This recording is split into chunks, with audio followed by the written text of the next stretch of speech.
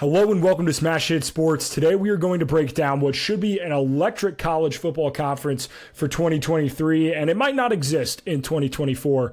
The Pac-12 is going, who knows where it's going? I'm going to be honest with you. It's absolutely crazy right now, but this should be a fun-ass conference to talk about this year. I'm excited for Pac-12 football.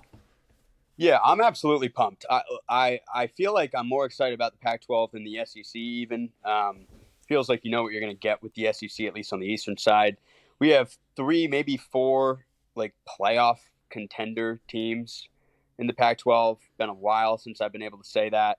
I know the Pac-4 was about to merge with the ACC. Thank God that fell through. I hope those teams find a home. Maybe the Mountain West, we'll see. Could be fun if they got Gonzaga for college basketball or something. But we'll have to see. It's the conference realignment is crazy right now, and we're trying to talk through the thick of it. So we're just going to keep our heads focused and dive right into our predictions. I know. I'm so tired of talking about conference realignment too. I just want to talk like actual football. And the season's right around the corner. I know. We're close. We're close. Let's start with Arizona because they're an interesting team. Jed Fish's squad, they had some wins last year that I don't think a lot of people expected them to have. And this year they got a pretty tough go of it as far as schedule's concerned. Their win total is sitting at 5 games. Where do you have this Arizona squad? Yeah, so Arizona's interesting to me. They lost their whole defense, and their defense was bad, right? So I think, I'm guessing it might be the worst defense in all of the Power 5. They've one returning starter, but their offense is slept on. They have such an under the radar profile, but Jaden DeLora, I think, is a very good QB. Yes, he's a draftable QB, and he's getting overshadowed by the top names in the Pac-12. So I'm expecting a lot of shootouts where they just cannot defend the Caleb Williams and the Michael Penixes and the Bo Nixes. And so, I have them going 3-9 just because I really don't think they'll be able to stop the high-powered offenses in the Pac-12. But I'm excited. It's not like I'm going to avoid watching Arizona. I think they're going to be a fun team.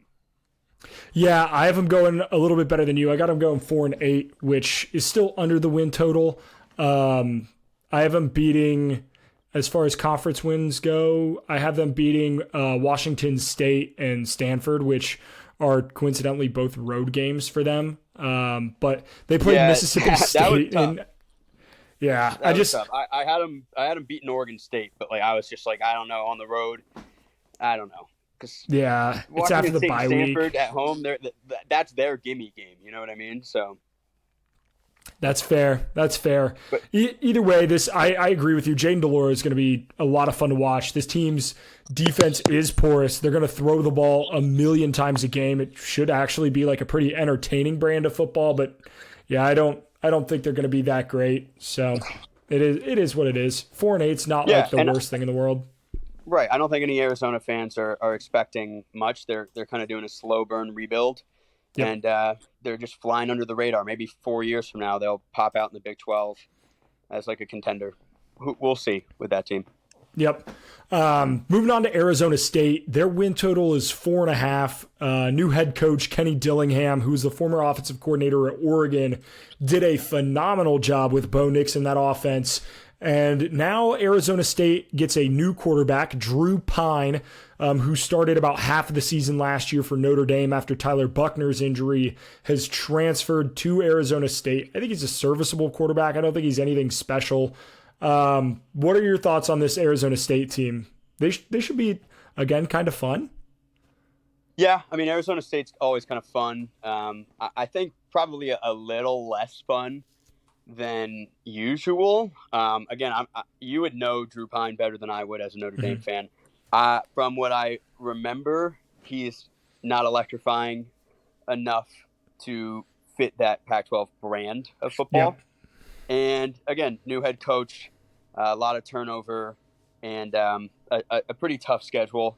They got Oklahoma State in the non-conference, They also have Fresno State non-conference, which is not a pushover either. It's not a pushover. I have them winning that game, but I have them going 4-8.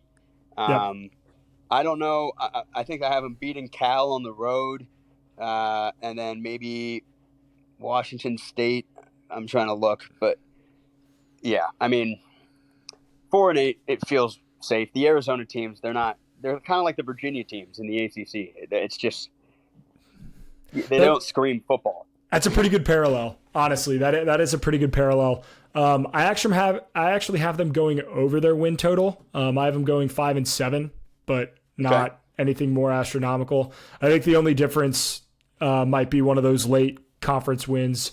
I have them beating Washington State and Arizona in conference play. So nothing out of the normal. Okay.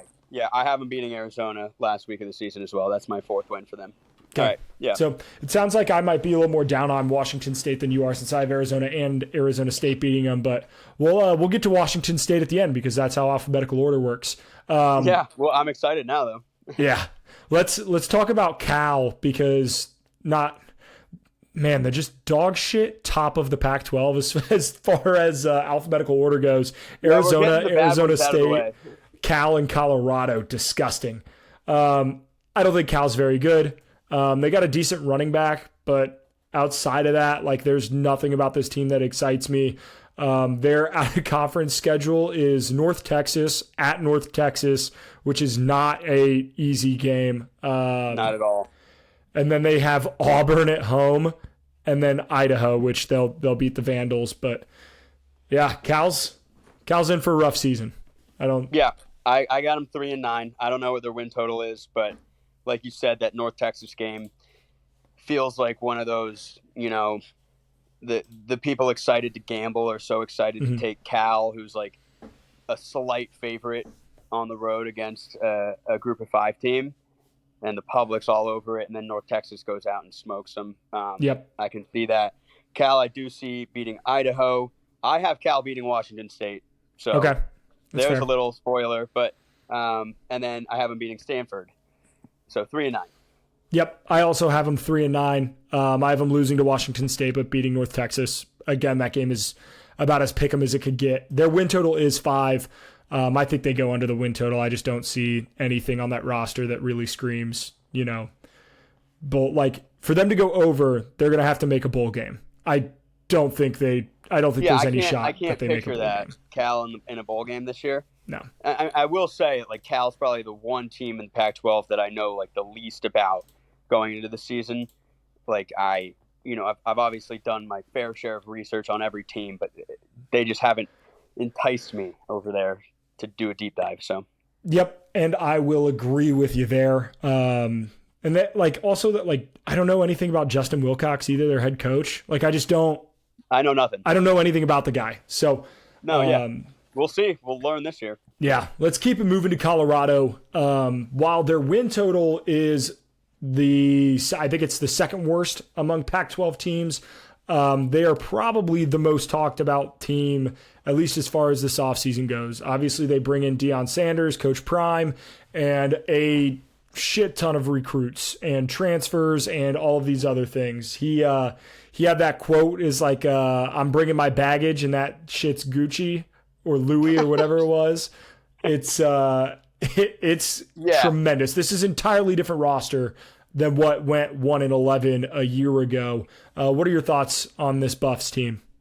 Yeah, so it's really a whole new. It's a world of college football, a culture that we've never seen before. It's crazy. It feels like your coach is almost like your friend, but is also you know what I mean. And then the thing is, I'm a Deion Sanders guy. Yep. I like him. I think he's a great coach and a great leader, and he speaks with passion. Yep. And he knows how to succeed, and he knows how to get what he wants. And so I think he's under so much media scrutiny. Even a lot of the Pac-12 coaches have anonymously been it's going to be a shit show. He's an idiot. And you don't think he's hearing this shit? I am personally going to take the bold stance that I have them making a bowl game at 6-6. I don't know what their win total is again. It's probably lower than that, but 3.5. yeah. I'm gonna say it. I also like Shedeur Sanders. I think he's a very good quarterback. I like the guy that transferred in, the former 5-star. Travis Hunter. Yeah, Travis Hunter. Like, sick athlete. He's going to play both sides of the ball for them. Like, 100%. It's insane. He's like a Jabril Peppers type guy. And if he went to a better school, off the bat, we'd be talking about him as like almost even a Heisman candidate, maybe, just because he's so good. So I think they have a good roster and a really good coach, and they're getting undervalued, I think, right now, which is crazy. Yeah, I would agree. I'm not as bullish on them as you are, but I think a lot of the people you're either on the side of this team went 1-11 last year. Colorado and Deion Sanders is a media circus. They are going to fail tremendously. Or you believe in Deion, you believe in the talent he brought in, and therefore you are going to bet on Colorado. Their out of conference schedule is brutal. They play Nebraska at home and then at TCU. Like, those are two of the more difficult out-of-conference games, and then they play Colorado State, which, at least there's rivalry there. It's not like that game is nothing. So a pretty tough schedule. I have them losing both the TCU and Nebraska games. They just don't have the roster to compete with either of those two teams yet. But I have them going starting 1-4. I have them starting 1-4. Same, which I'm guessing you do as well. Yep. But where we swap a little bit, I have them, beating Arizona State, Stanford, and then kind of riding a little bit of a high, maybe, like got their feet under them. They beat UCLA on the road, and then Arizona and Washington State to get to 6 wins. Yeah, that's which fair. I don't think is crazy. There's one. The only game is the UCLA game on the road. That is kind of like a bit outlandish. That is after their bye week, though, so like they do have that rolling for them. But yeah, I have them going 4-8. I still think they go above that win total. We'll see. It's interesting. There are a handful of rosters this year that are just a mass collection of transfers, and a lot of those are rosters that have a new head coach. And it's going to be interesting to see which head coaches can piece these guys together and do it well, and which ones don't. And we're going to find out. It can't. Yeah, not everyone can succeed with the transfers, right? Some of these teams are going to have to fail. Yeah. So that's a good point. Yeah. Yeah, I think you're going to find out pretty quickly, though, whether your overbet is hitting on Colorado based on how they do in those first two. I mean, if they don't play worth a shit against TCU and Nebraska, it might be a long year for Deion, but I'm excited. I mean, I'm going to watch. Fair. They're going to be on TV all the time. So that first week against TCU, that's going to be must-watch television. Yeah, for sure. Plus, 100%. One of the more slept on games, like that week 2 slate is going to be so much fun because you got Texas, Alabama, you got Oregon, Texas Tech, which we'll talk about. But Nebraska, Colorado, like that is an old Big 12 rivalry. These two schools used to hate each other, and they still do. So that'll be a really, really fun game in Boulder. Yep. First home game under Deion Sanders' regime. It's going to be a packed sellout crowd. I can't wait for that game. But yeah, I'm with you. So let's talk about the Nike squad in Oregon. This is a team that I think is tremendously underrated under Dan Lanning. I think he is a incredible coach. I think he's the 3rd or 4th best coach in the Pac-12, in a Pac-12 that has quite a few really good coaches. Their schedule is very interesting. They play at Washington. They play at Utah. They also play at Texas Tech. I mean, they have 3 incredibly difficult road games this season, but Autzen Stadium is a sight to watch. It's really tough to win games in Autzen. What are your thoughts on this Oregon squad? So I agree with you about pretty much everything that you just said. I think that they are phenomenal. I like Bo Nix a lot. I like them against Texas Tech. I don't think Texas Tech is all that. I think a lot of people are saying, ooh, sleeper team that you need to look out for, Texas Tech. I think that's all hoopla. We'll get to the Big 12 later. I think at Washington's tough, and then USC is obviously very tough. So I have them dropping those two. Utah, it seems like Oregon kind of has Utah's number. Those games are always fun and close, but I don't think it even matters where the game is played. Like they're just always good games. So I have Oregon beating Utah and finishing 10-2, which is very good. New Year's Six Bowl maybe. So I also have Oregon going 10-2, but we are a little different on the games. I have Texas Tech winning that game at home, out of conference, and then I have Utah beating them in Salt Lake City. So I have them have them beating USC at home. So it'll be, and then I have them beating Washington on the road in Washington. So so we are flip flops there. Yeah.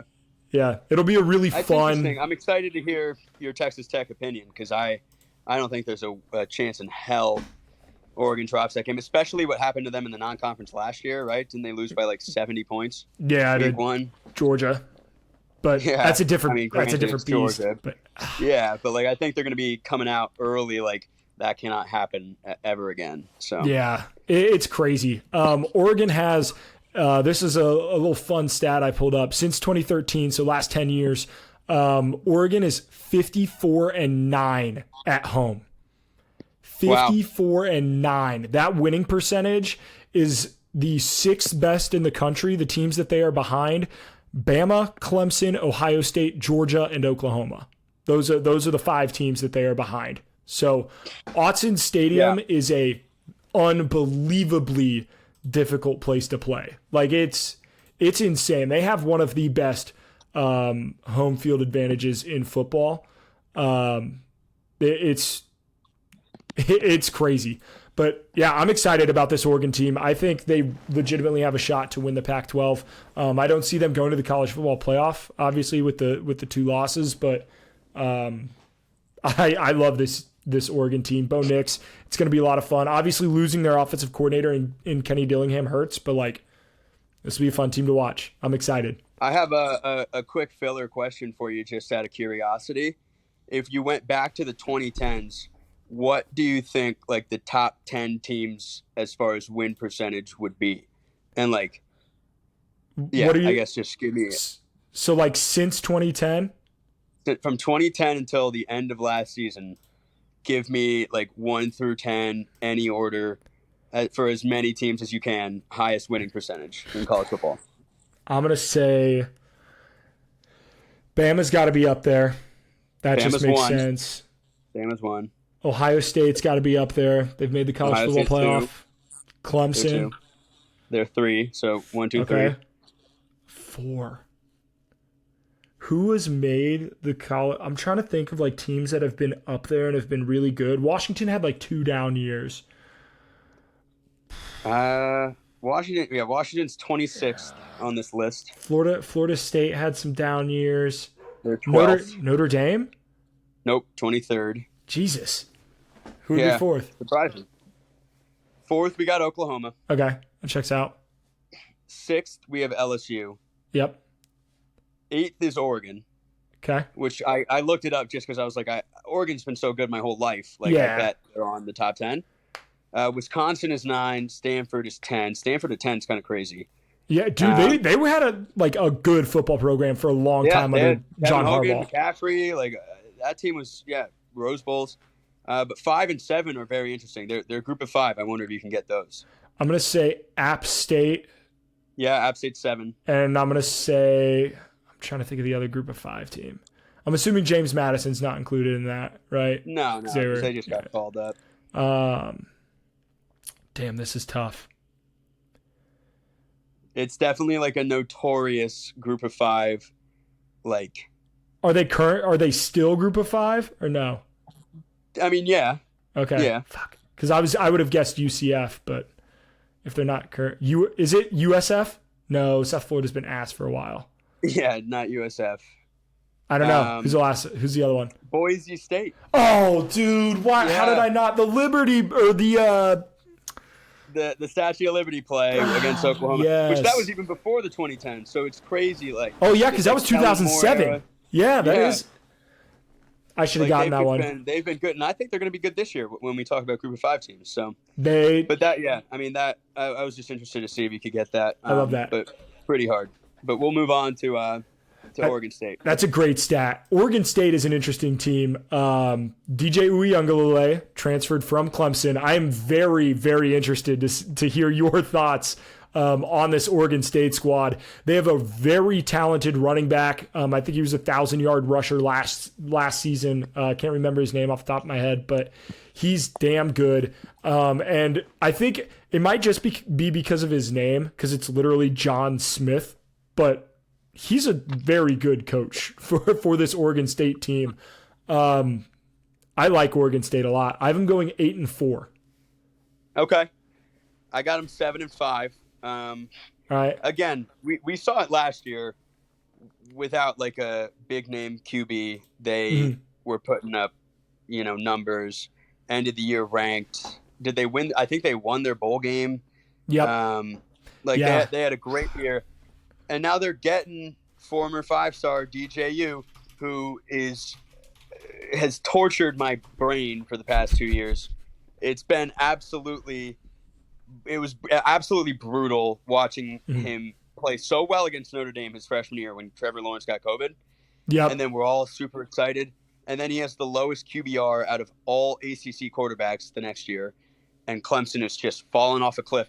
That's the thing. When people are like, Clemson's not the same anymore, it's like, you don't understand how negatively DJU's talent affected us. Like when your quarterback plays that poorly, there's no way your team can succeed, and to still win 10 games is impressive. So I think DJU is definitely bad. I don't think he can make a second read. I think he has to play in scripted situations for him to look good. I think he'll be able to do that more in the Pac-12 than he was the ACC or against some teams like Georgia, for instance. But I still think that he's hot garbage. And if I were him, he got drafted in the MLB draft in July. I would have taken that because he's not making the NFL. I'll tell you that much. That's fair. I think he might be an improvement over what they had last year, but at the same time, like, who knows? Like, different system, different everything. I do think the system was partly to blame last year. I think I wasn't a fan of what Clemson was doing offensively as a whole, even when they did switch over to Klubnik. But fair. I'm assuming you have Oregon State losing to the big dogs of the Pac-12. I mean, it's Washington, Oregon, UCLA, Utah. Like, on their schedule, I have them losing all of those games. No, actually, I have them beating UCLA. I have them losing at Arizona again, just because I don't think DJU is the type of guy who can make that defense in Arizona look as bad as it actually is.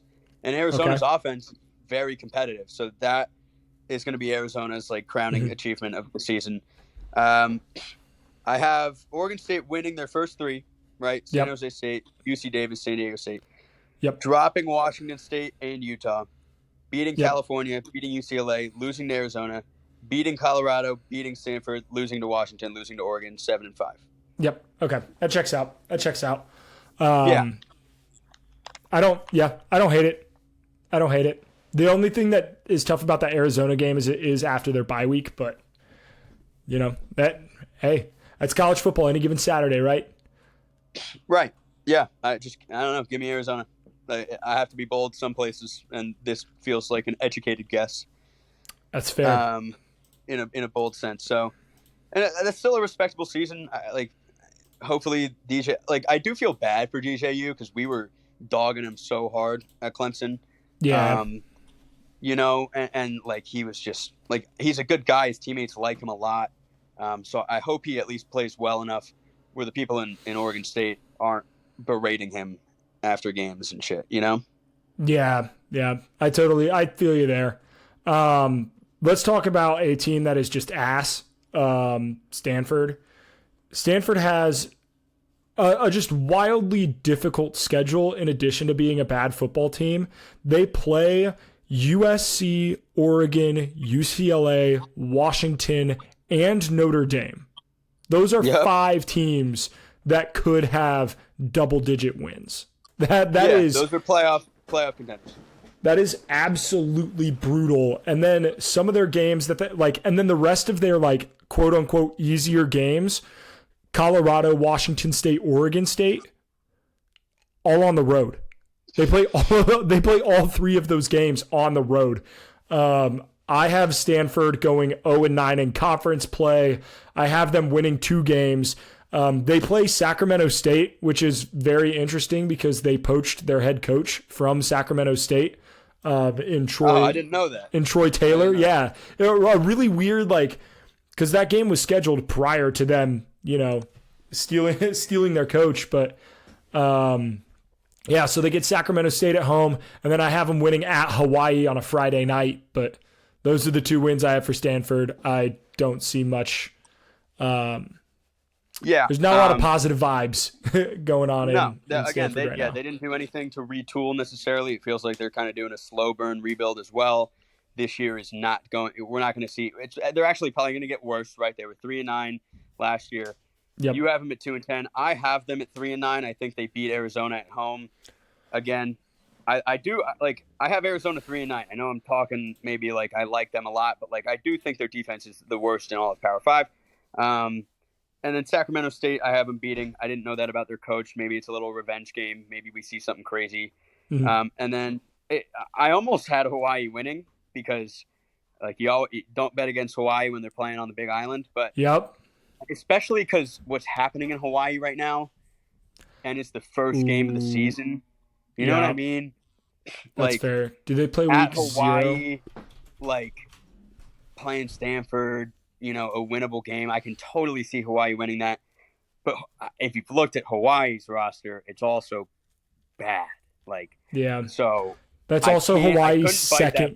It's also Hawaii's second game because they play week 0 at Vanderbilt, and then they come back and play Stanford. So, So, still, they could lose to Vandy or beat Vandy. As we have a bet. We have a side bet. So hopefully, they beat Vandy. Dude, think about how much that would mean to them. You're probably sweating right now. Your bet's looking terrible. But yeah, I do have Hawaii losing to Stanford. Stanford 3-9, 1 conference win, same exact script as last year, and then they're in the Pac-4. So we'll see what happens to them later. Yeah, it's but they'll probably still win the President's Cup or whatever it is, because of all their Olympic sports dominating. Yeah, probably. Let's move on to UCLA. This is a team that has not been talked about in anywhere near the same capacity as Washington, Oregon, USC. This team was very good last season under Chip Kelly. They had Dorian Thompson-Robinson, who looked great in his preseason game for the Browns, and now you have Dante Moore coming in, which it looks like he's going to get the nod to start as the true freshman. It'll be interesting. Their win total is 8.5. I think they should have a very good offense. They'll have Carson Steele coming in, transferred in, running back from Ball State, who is absolutely electric. And UCLA actually plays a fairly easy schedule this year. I'm high on the Bruins. Yeah. So I have them 8-4. Again, I love this. I love when we're talking about this just because I don't know the win totals yet. So it's interesting to see that they're 8.5. I would have bet that they were 7.5. But again, I have them dropping a crazy fluky one at home to Colorado. So if I didn't have that, they would be 9-3.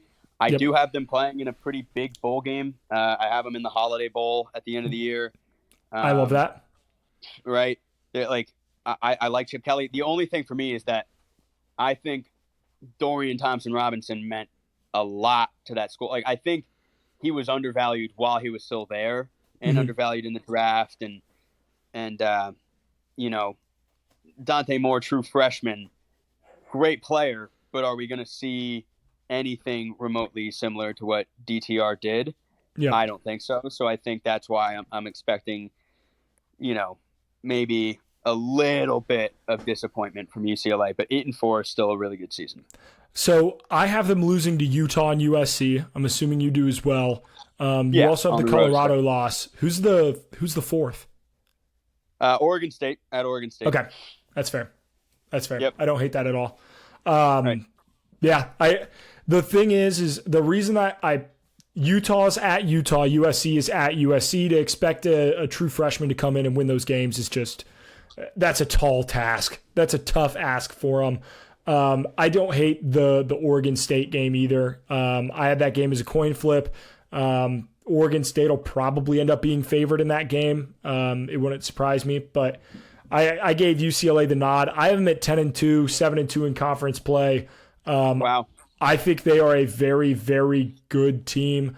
They're going to put Dante Moore in a position to succeed. And if that's not the case this year, moving to the Big Ten next year, I think UCLA is going to be I'll say it. I think they might be just as scary as USC heading into the Big Ten, because they will know what they have with Dante Moore one way or another. Caleb Williams leaving obviously makes USC a little less frightening. Obviously, they have Malachi Nelson, who's going to be probably still incredible for them, but not Caleb Williams. But yeah, I have UCLA going 10-2. I really like this team a lot. Their win total is 8.5.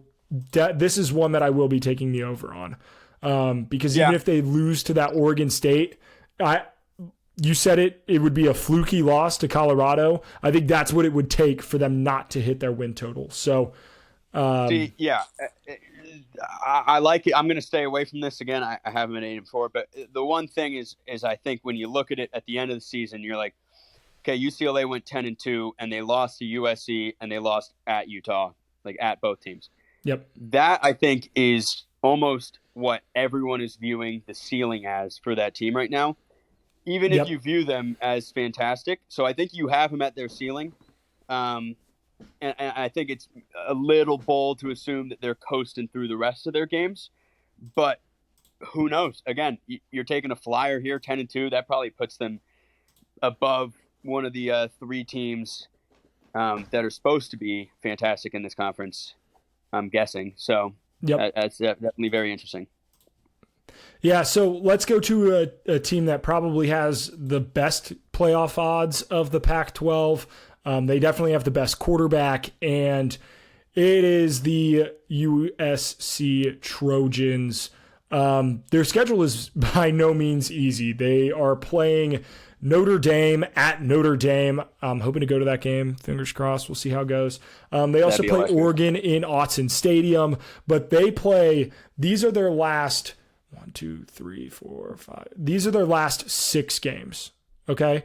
And they have 2 bye weeks because they do play week 0. However, their bye week is week 14, rivalry week. So they have a bye week before the conference championship if they make it. So their last 6 games are at Notre Dame, Utah at home, who's been, they've had their number. Then they have at Cal, Washington, Oregon, UCLA. Are their last 6 games. There might not be a more difficult 6-game stretch in the country this year. Yeah. Again, the Pac-12 is fantastic. And this is what I love. I'm excited to watch USC. I think they're going undefeated. I do. Even with that 6-game stretch, I think Caleb Williams is generational. I think Lincoln Riley is brilliant. I think what they did on the defensive side of the ball this offseason is fantastic. Watching them try to tackle last year was painful, and they still almost made the playoffs. You know what I mean? Like, they were a hair away this offseason from becoming a super team in my eyes, and I think they completed that.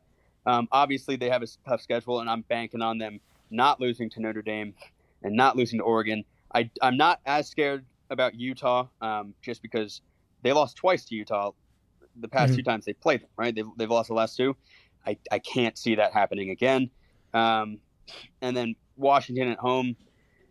I mean, it would kind of be like a shock the world moment if USC lost to Washington at home or UCLA at home. So I have them running the table, and I have them winning the Pac. I have them finishing 1 overall going into the college football playoff. I don't hate that at all. As a Notre Dame fan, I don't like it, but I definitely don't hate that. For what it's worth, I did a ranking of my top 25 offenses in college football. USC is number one. They have the best offense in college football. I don't think that's going to be a surprise to anybody. I also did my top 25 defenses. They were on it. So that's going to be the question mark, is can that defense truly come around under Lincoln Riley?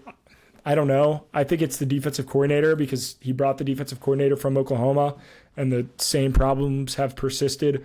I have them going 10-2. I have them losing to Notre Dame at Notre Dame, and I have them losing to Oregon at Autzen Stadium, which does put them at 8-1, and I have them at first place, I guess second place in the Pac-12, since they're losing to Oregon, and I also have Oregon going 10-2. So, yeah, I have them finishing in the second seed in the Pac-12. I will say this, I have them winning the conference, though. I do think a bye game before playing Oregon the second time, I think is going to be huge for them. That late in the season, getting a bye is like actually kind of crazy. Neutral site. I don't think they get beat twice. So I have them winning the Pac-12. So that's interesting. You have the big name teams kind of beating up on each other here. You don't have anyone with more than 10 wins going into conference champ week. Because I have two teams over 10 wins in the Pac-12. But again, I really like the Pac-12. I think they have playoff aspirations this year. So fascinating. We'll have to see how it plays out. We'll go to Utah. Absolutely. Utah has a awesome out-of-conference schedule. Absolutely awesome. Week 1, they get Florida at home, and then week 2, they go to Waco to play Baylor. Like, that is going to be a very fun, like, out-of-conference little start to the season for them. I have them winning both of those games. Utah is going to be a fun team. Cam Rising is back. They lost their biggest weapon in Dalton Kincaid. But I think Kyle Whittingham might be one of the most slept-on coaches in college football. He's a top 10 coach in my opinion. Just so 100%. Damn good, so damn consistent. Where do you have the Utes? Yeah, I love Cam Rising. I had him. He was my Heisman last year. Like, I had a good amount of money on him. Obviously, that didn't pan out. I knew it wasn't going to pan out after week 1 when he threw that pick against Florida. But again, now they get to play a not great Florida team, revenge game. I think they crush Florida at home. In elevation. I have them beating Baylor. That's going to be... Yeah. I have them beating Baylor, beating Weber State, beating UCLA, beating Oregon State, beating Cal. So they start 6-0. I think they're ranked solidly in the top 10. People are saying, oh, Utah can make the playoffs. I don't know when that first college football playoff ranking comes out. I think this is still too early, but then they have at USC and then Oregon. I have them dropping both of those and then dropping at Washington, which again is kind of them losing the 3 games they're supposed to lose to, which is not fun. I feel like they could easily win one of those games, but I don't have it this year. Just it didn't how the cookie crumbled. Yeah, it's one of those. I think they have the best defense in the Pac-12, which isn't like, I don't know how much that's saying, because their defense is but it's a good defense, but the rest of the Pac-12 defenses are I also have them I have them going better than what you have them. I have them going 10-2. I have them losing to USC on the road, and I have them losing to Washington on the road. This is going to be a really good team, really fun to watch. For what it's worth, you're going to get pissed. I have 5 teams at 10-2 in the Pac-12. Yeah. I could not separate them at all. It just so happens you're playing it safe. You're playing it safe. Just tell it how it is. I'm sorry. I can't. If I did have to pick one team, it would be USC. But in my heart of hearts, I can't do it because I've watched Lincoln Riley's defenses. And that's still, like, at the end of the day, you can have the best quarterback in college football and you can have the best offense in college football. But if you can't get a goddamn stop, it doesn't matter, especially when you're playing these teams late in the year. Like, that is when they're going to be able to get stops this year. They will. They got a lot better on that side of the ball. We'll see. I think they have a better defense than Utah. Utah lost Clark Phillips. Stop! No way. No way. Yes, there's no way do. you truly believe that USC has a better defense than Utah. USC has some great draft prospects this year. They like a couple names that I Bro, wish USC hasn't had a good draft prospect on defense since fucking Ray Maluga and Brian Cushing and who's the other one? There was a third linebacker that was just insane. There's Brian Cushing, there was Ray Maluga, and then there was one that played for the Packers. What the hell was his name? Kalen Bullock, he's a good safety for USC. They have they got Bear Alexander. I will say the transfer from Georgia is going to be a monster. And Stanley Taufa'au, who's backing him up, who I like a lot. Hey, that's A for effort, pal. That's an A for effort. Taufa'au. And Eric Gentry, who I like. Oh shit! Yeah, I forgot about Gentry. Gentry is pretty good. That's fair. I don't know. I call me crazy. I think they have a better defense than Utah. Utah lost a couple people that I really liked, so that's fair. That's fair. But yeah, we'll move on. We'll move on to Washington. I did. So just for the record, I did look it up. The college football playoff poll or the rankings will come out Tuesday, October 31st. So just as far as like back of your mind, last day of October, Halloween is when the college football playoff rankings drop. For Utah, that will be after their USC after they and play. Oregon. Yeah, so I have them at 6-2 during that first ranking. They'll be like 20th in the rankings or something. All right, so let's do Washington.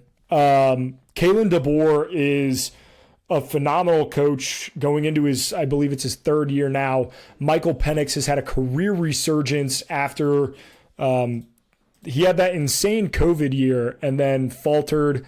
And apparently reuniting with your offensive coordinator does a hell of a lot of wonders because they looked very, very good last year. Their wide receiver room is, in my opinion, the second best in the country to Ohio State. Ohio State's won by like a wide margin. But then there's Washington. They are damn good. And yeah, I mean, Rome is amazing, right? Yep. He's second to Marvin Harrison in the country, in my opinion. And Michael Penix is great in this system. We saw it last year. What's going to change, right? Like I have them going 11-1. I have them losing to USC. I bet their schedule doesn't look all that bad. I honestly, Boise State scares me second most, maybe Oregon, but I still haven't beaten Boise State's week one. Washington, bigger name school, just tends to happen. Yep. So, I have them 11-1, and making a New Year's Six game. The only difference I have is that I have them dropping the Oregon game, so puts them at 10-2. That's the only difference. This is going to be a really fun team. They're going to be a really fun team. They have a couple pieces on defense. Their secondary is good. They have a pass rusher who can get there. I think this Washington team is going to be very, very fun to watch. Pac-12 After Dark this year is going to be just chef's kiss. It's going to be immaculate. Yeah. Going to want to stay up this year. Yep.